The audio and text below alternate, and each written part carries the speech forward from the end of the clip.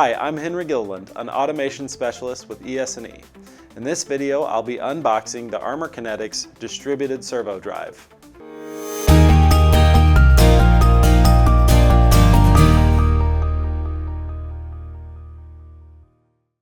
This particular model is a 16 amp model. This drive can be used to power and drive various types of servo motors and AC induction motors in the field. This is part of the Armor Kinetix platform.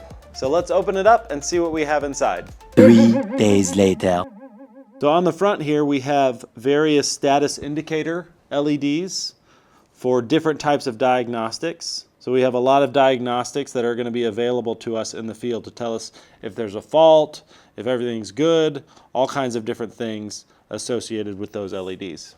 There is a digital input connector here where you can connect things like a home sensor or a registration prox, things like that, in order to do various servo style applications.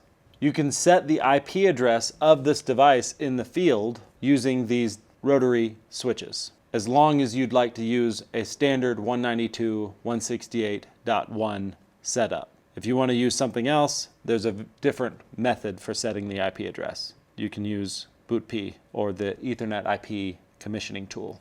So here we have various different connections in order to daisy chain from one distributed drive or distributed servo to the next. So you bring a cable in and then back out to the next drive. Over here we have our power interface module. So you come from the power interface module to the link and then back out to the next device in line.